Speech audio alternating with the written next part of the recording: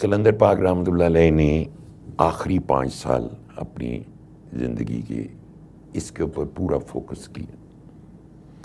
اس کے لیے سیمینارز کروائے، اس کے لیے لوگوں کو اکٹھا کرتے تھے. دعا منگوانا تو ایک علیحدہ وہ تھا، لیکن سماعت سورہ رحمان پہ بہت زور دیتے تھے. جہاں کہیں بھی کوئی گیدرنگ ہوتی تھی، کچھ سیمینار ہوتا تھا، وہاں میں ایک ریپرزینٹیٹو تھا قلندر پاک کا سولو. چونکہ وہ سارے ارد گرد جو لوگ ہوتے تھے لاہور میں، وہ کہتے تھے جی آپ ہمیں کیوں نہیں بولنے دیتے. انہوں کہتے تھے کاش تم اس قابل ہوتے. تو یہ ایک خاص اللہ کی رحمت ہے. میں یہ کہتا ہوں کہ اکراس دا بورڈ پاکستان میں یا پاکستان سے باہر کہیں پہ بھی جب لوگ سنتے ہیں، کبھی لوگوں کے بارے میں ہمیں یہ نہیں سوچنا کہ وہ گناہ گار ہیں، برے ہیں، بد کردار ہیں.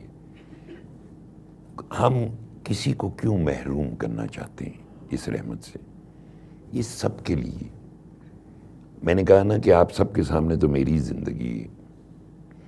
جس نے اپنی اتنی پاورفل، اتنی جسے کہتے نا ایک ایسی سیٹ تک پہنچا تھا کہ جو بہت ہی بہت پیسہ تھا جس میں، اس سارے کو ترک کر کے اور قلندر پاک رحمۃ اللہ علیہ کی محبت میں اس طرف کو لگا. فائدے گن بھی نہیں سکتے ہم، تو اللہ کی نعمتیں نہیں گن سکتے. اور کلام بھی تو اللہ کا ہی ہے. اور فَبِأَيِّ آلَاءِ رَبِّكُمَا تُكَذِّبَانِ کا مطلب کیا ہے کہ اے گروہ جن و انس، تم اپنے رب کی کن کن نعمتوں اور کن کن احسانات کو جھٹلاؤ گے. تو جو سورہ رحمان سننے سے آپ کو فائدہ ہو رہا ہے وہ بھی تو اللہ کی طرف سے ہے نا. یعنی آپ نے تو کوئی محنت نہیں کی نا. یعنی میرے یہ تجربہ ہے کہ جو لوگ ہم نے یہ نہیں سوچا کہ یہ ایسا ہے وہ ایسا ہے. میں نے ایسے ایسے لوگ دیکھے.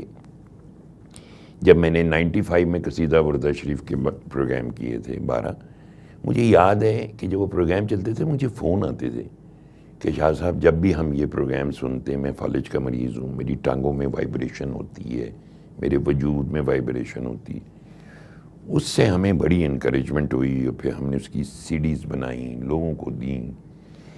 ایسا ہی ایک پیشنٹ جب 5 سال بعد، جس کو بہت اس میں امپرومنٹ آ گئی تھی، لیکن ابھی وہ چل نہیں رہا تھا، ہیلدی تھے بہت، ویل چیئر پہ، میں نے انہیں سورہ رحمان کے پروگرام میں بلا لیا، آ جائیں آپ، اور آج آپ کو سورہ رحمان سنواتے ہیں. اور اس نے سورہ رحمان سنی اور سب کے ساتھ بیٹھ کے سنی. تو میں نے کہا ہاں جی آپ بتائیں کیسا لگا، کیا ہو؟ انہوں نے کہا جی میں کیا بتاؤں. وہ سیدھا ویل چیئر سے اٹھے اور کھڑے ہو کے چلنا شروع کر دیا. کہتے بھائی یہ ہوا ہے.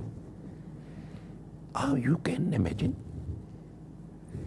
کہ اللہ کی رحمت اور قدرت، اس کلام ربانی کی طاقت جس کا ہمیں احساس ہی نہیں. تو ہمیں تو قلندر پاک رحمۃ اللہ علیہ ایک احساس دینے آئی. دیکھیں ویسے تو we are Muslims, born Muslims. ہمارے پاس تو ہم سب کچھ کرتے ہیں، صدقہ خیرات، نماز، روزہ، زکوٰۃ، جو بھی. لیکن یہ جو پاور ہے، پہلے تو اللہ کے اتنے احسانات ہیں ہم پہ کہ ہم ایز اے ہیومن بینگ پھر اس عظیم الشان امت میں پیدا ہو گئے.